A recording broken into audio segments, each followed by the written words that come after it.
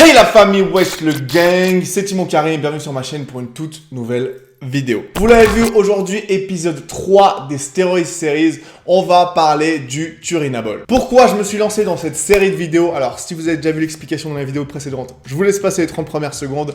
Pour les autres, en très gros, je veux que les gens soient plus informés, plus éduqués sur le sujet des stéroïdes, que ce soit pour les gens qui traitent tout le monde de chargé dès qu'ils voient un mec un peu musclé, un peu sec, ou qui pensent que les stéroïdes c'est une piqûre magique que tu prends et le lendemain t'es directement énorme, ils se rendent pas compte des différences qu'il y a, des centaines de cures différentes, du peu d'impact que ça peut avoir comme l'énorme impact que ça peut avoir. Donc c'est pour instruire ces gens. Et à l'opposé, c'est aussi pour dire à ceux qui croient encore que les athlètes de ouf avec des physiques énormes, ils ont ça grâce à leur whey ou à leur créatine. Et ben non, il faut ouvrir les yeux et voir que les gens sont dopés. En gros, de manière générale, je veux ouvrir les mentalités, ouvrir la parole. Je veux plus que les stéroïdes soient un sujet tabou, qu'au final on aime ça ou on n'aime pas ça, on soit pour ou contre, entre guillemets, parce qu'on peut pas vraiment être pour ou contre, mais on aura au moins un avis éclairé, on saura de quoi on parle.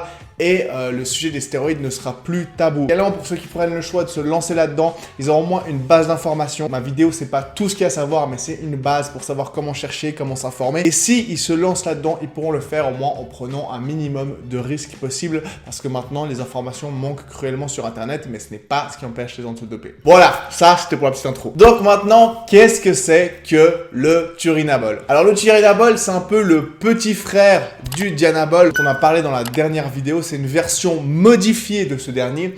Donc, si vous n'avez pas vu l'épisode 2 sur le Dianabol, je vous laisse mettre pause. Cliquez là ou là et allez voir l'épisode 2 sur le Dianabol parce que les deux produits sont vraiment très proches l'un de l'autre et je vais souvent faire référence au Dianabol quand je parlerai du Turinabol parce que vu qu'ils se ressemblent beaucoup, je vais les comparer, montrer les similarités ou les différences. Tout comme le Dianabol, donc, il fait partie de la famille des dérivés de testostérone. Je vous mets ce tableau que je vous ai mis la dernière fois avec les différents types de stéroïdes. Et comme vous le voyez, le Turinabol est en effet dans la famille des dérivés de testostérone. À la base, le Turinabol a été créé en Allemagne de l'Est et a été utilisé dans le milieu de la médecine dans les années 60. Mais après, on s'est rendu compte des effets qu'il pouvait avoir sur les sportifs. Et donc, dans les années 70 et 80, les Allemands les ont utilisés pour les Jeux Olympiques. Donc voilà, ça fait une grosse similitude par rapport au Dianabol qui avait été utilisé pour les mêmes raisons. Et ensuite, le bodybuilding se l'a un peu accaparé en voyant qu'il pouvait avoir des effets positifs sur les performances. La grande différence avec le Dianabol, c'est que le Turinabol est encore utilisé aujourd'hui par beaucoup de sportifs de haut niveau. En effet, au vu des résultats qu'il donne et des peu d'effets secondaires qu'il y a, c'est un produit que les athlètes surkiffent et utilisent encore beaucoup. C'est pour ça que beaucoup de sportifs se sont fait choper en prenant du Turinabol parce que bien sûr, c'est interdit dans toutes les compétitions ou presque toutes les compétitions. Notamment le plus connu, ça devait être John Jones, le combattant de MMA qui était à l'UFC, qui s'est fait choper 2 fois pour drogue. La première fois, il a pris 12 mois de suspension. La deuxième fois, il s'est fait choper avec du Turinabol dans le sang et il s'est repris 15 mois de suspension pour ça, alors que c'était un grand champion d'MMA. Et il y a beaucoup de sportifs qui se sont fait attraper pour l'usage du Turinabol, parce que comme on le verra après, ces effets sont très recherchés par les sportifs. Au niveau du moyen d'ingestion, c'est la même chose que pour le Dianabol. C'est un stéroïde qui se prend par voie orale, donc on l'avale tout simplement, ça vient sous forme de petits cachets qu'on avale. On le prend tous les jours, voire même plusieurs fois par jour. Au niveau de la cure maintenant, alors le Turinabol peut se prendre seul, tout comme le Dianabol, mais il est moins populaire, on va dire, que le Dianabol chez les newbies, chez les débutants qui cherchent des gains faciles. Pourquoi? Parce que le Turinabol donne moins de gains de masse musculaire que son grand frère, le Dianabol. Par contre, on verra qu'il amène d'autres résultats et c'est là que les sportifs kiffent et c'est pour ça qu'ils en prennent. Comme le Dianabol, il peut aussi être utilisé avec une cure de testostérone simple. C'est d'ailleurs là qu'il est le plus efficace.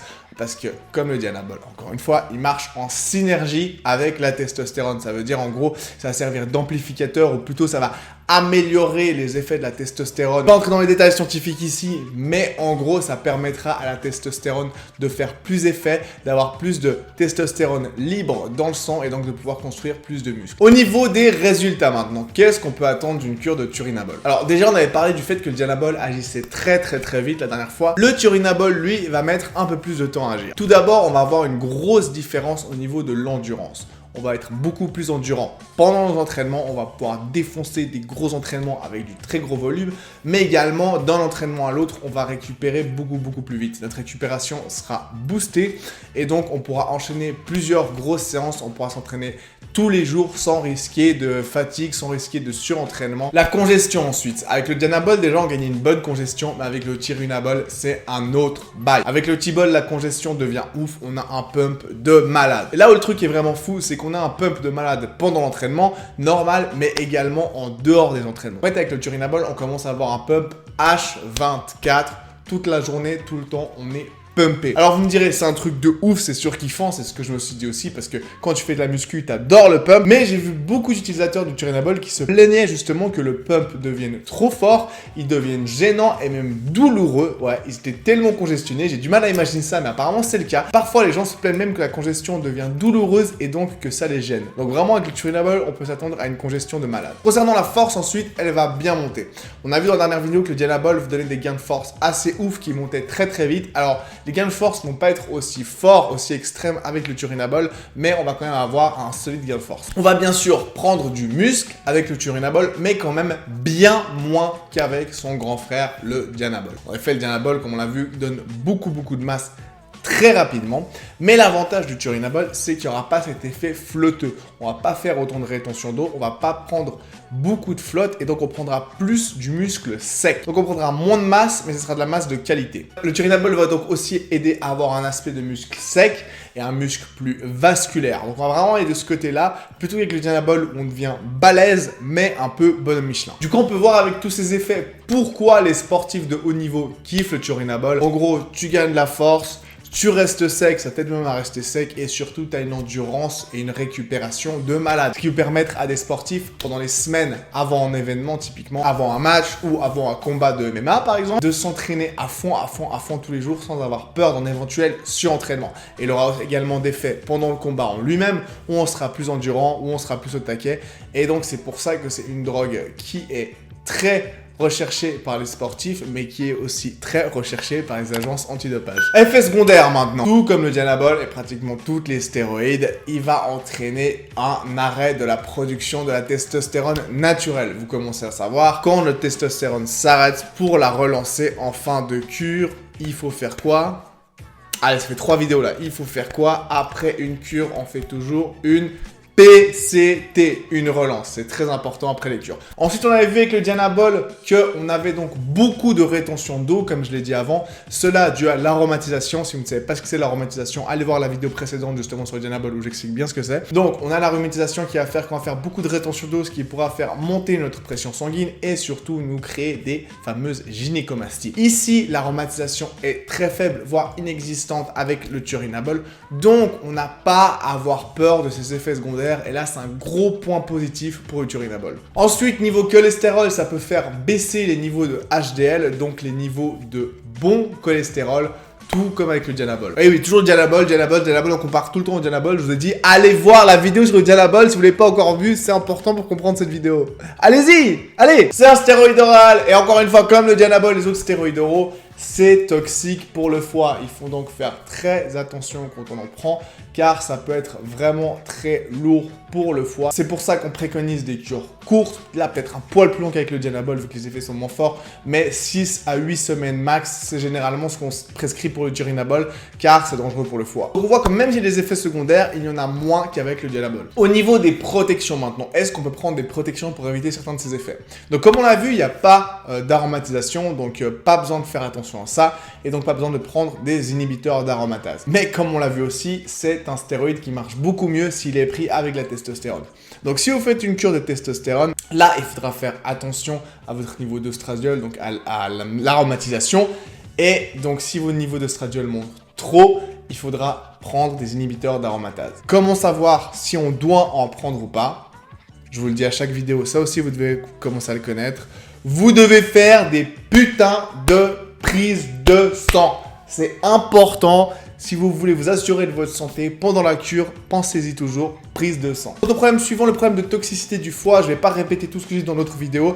Je ne vais pas revenir sur tous les détails, mais en gros, si vous voulez la liste des protections principales, les plus recommandées, je vous laisse aller voir l'autre vidéo si vous voulez prendre des protections. Mais le truc qu'il faut répéter, même si ça paraît super simple, c'est le plus important. Quand on fait une cure de stéroïdes oraux, il faut boire énormément d'eau.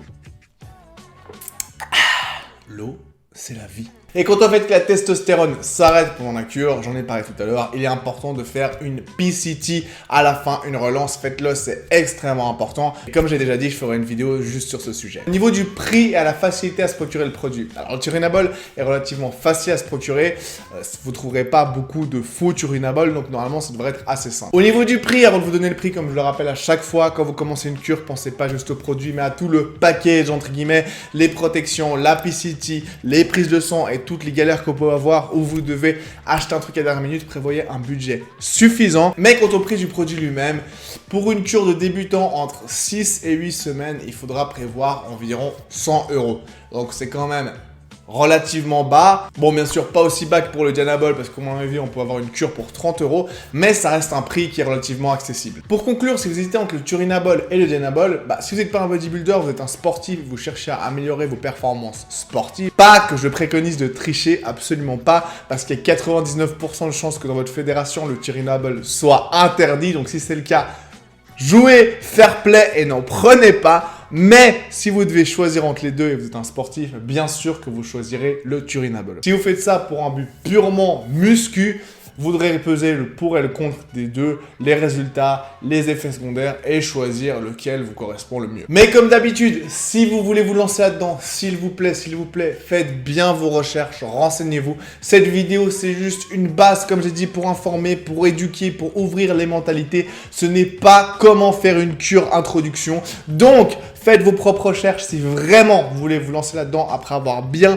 pesé le pour et le contre, préparez vos relances, faites vos prises de sang, etc. Faites vraiment attention à vous. En gros, faites les choses bien, minimisez les risques. Voilà, j'espère que cet épisode 3 vous aura plu. Comme d'hab, n'oubliez pas de vous abonner à la chaîne pour montrer que vous avez kiffé. C'est juste un petit clic pour vous, ça vous prend littéralement une seconde, mais pour moi, ça m'aide énormément et ça rebooste un peu la chaîne et ça me pousse à faire plus de vidéos. Si vous avez des idées d'autres vidéos, n'hésitez pas à me les mettre en commentaire comme d'hab, lâchez un like. Si vous avez des questions, vous pouvez aussi me les poser en commentaire ou m'écrire sur Instagram ou Instagram pour me les poser. Je réponds à tout le monde normalement. Lâchez un like, commentaire, abonnez-vous et merci d'avoir regardé la vidéo jusque là. On se voit tout bientôt sur ma chaîne pour une nouvelle vidéo. C'était Timon Karim. Ciao.